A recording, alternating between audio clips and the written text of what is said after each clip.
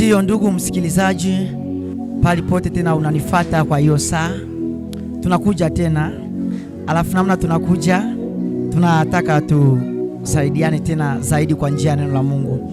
Alafu tuna dakika nusu, basi tega sikio unifate na utasaidiwa sana. Kabla yote tunaomba mara moja. Tunakubariki Mungu kwa kutuwezesha mpaka pale kuwa nasi na jitukuza. Leta hitaji ya watu wako katika jina la Yesu, amen. Ndugu msikilizaji, unaponifuata kwa ichi yote, unaponifuata kwa hiyo saa, ukiwa kwa Kongo, ukiwa Afrika nzima, basi bila kusahau watu wa Tanzania, Uganda, duniani kote, basi jifunza kunifuata kwa muda nusu ama kwa muda ndogo, na utaelewa zaidi na Mungu atakusaidia zaidi. Basi tuna neno katika kitabu cha Mezali sura yake 17. Soma nami tangia moja tu. Tunasoma neno la Mungu, inasema afadhali chakula kikavu pamoja na utulivu kuliko nyumba yenye karamu nyingi pamoja na magovi. Nataka niseme hivi, pali pote unapatikana. Nataka zaidi tuongelee salama ya roho. Nataka nikwambie hivi, teme yetu kubwa inasema salama. Alafu tunataka tuseme utafauti kati ya pesa na salama. Wewe unaweza kachagua nini? Ukose salama, ukuwe na pesa, ama uwe na pesa na ukose salama. Chaguo lako wewe. Unaweza kachagua nini mwenzangu unaponifuata? Rafiki yangu mwenye unanifuata, baba yangu mwenye unanifuata, chagua moja. Utafauti kati ya salama na pesa. Unakuwa na salama lakini pesa hauna naye. Sasa ya vizuri ni ya wapi? Nataka nikufahamishe hivi, sababu hatuna muda, tuna muda ndogo. Nikuambie mwenzangu, heri kutafuta salama ya moyo.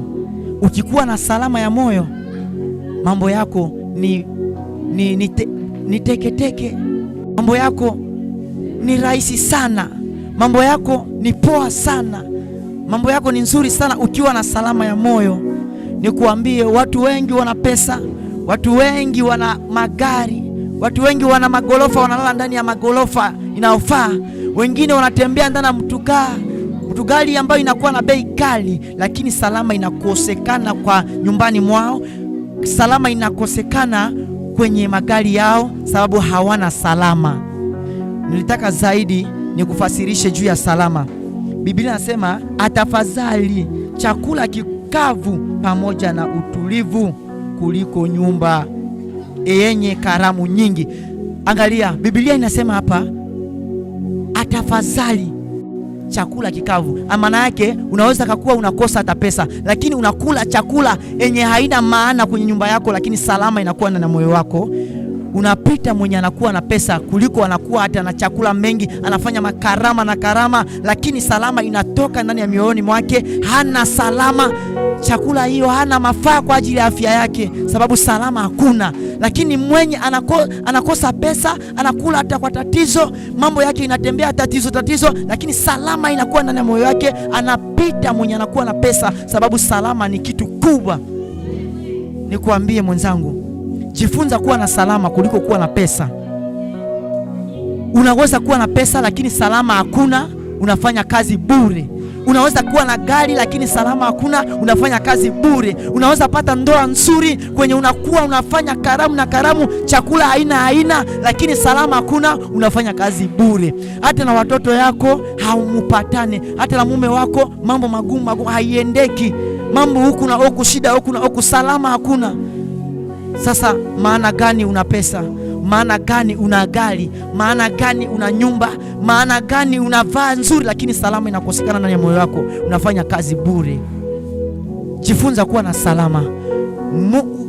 Omba Mungu akupe utulivu, akupe salama. Nilikuwa na familia yangu moja, hawakuwa hata na pesa, hawakuwa hata na nini ndani ya nyumba yao. Hii ni historia kuhusu mimi na familia yangu. Nikuambie, nataka nimalize. Wakati hao walikosa pesa, hawakuwa hata na kitu gani, lakini walikuwa na pendo kubwa ndani ya nyumba yao. Walijua ya kama wamekoselewa, haiko salama, inakoselewa na nyumba yao. Wale watu waliishi ndani ya maisha yao hivyo hivyo tu, hata maisha ilikuwa kwa ngazi ya juu, lakini walivumuliana, waliendelea na kusameana, walikuwa wanavumulia hali yao. Ama wanakoselewa, hawakuona kama hata hawana kitu gani, lakini walijifunza salama kama yuko ndani ya nyumba yao, ama salama yuko ndani ya kitu ambao wanafanya yote. Walikuwa wanatazama sana kutafuta salama. Ilikuwa kati yenu, mnacheka kila mara ndani ya nyumba yenu, mnacheka hata na watoto, mnacheka hata na mume, sababu salama inakuwa katikati yenu. Ndugu yangu mpendwa mwenye unanifuata, jifunza kutafuta salama bora ndani ya Yesu Kristo. Jifunza hata hauna pesa, hata una pesa, hata una gari, una hata vifaa vyote, jifunza kuwa na salama ndani ya moyo wako, na utaendelea, utapata afya, utainuliwa. Hata leo unakoselewa, kesho salama itakupeleka, utafikia kwenye lengo haungelifika.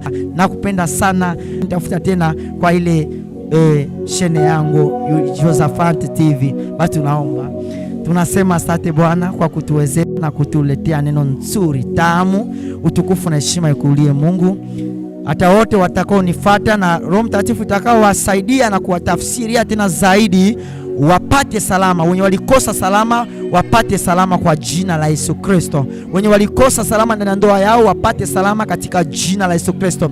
Wenye walikosa salama kwenye makazi yao wapate salama kwa jina la Yesu Kristo. Wenye walikosa salama ndani ya kila mambo yao, tangia sasa wapate salama wakati watakao nifuata. Basi nashukuru Mungu kwa kufanya kazi. Uinuliwe Mungu, tenda katika jina la Yesu. Amen. Nawapenda mno, salimike.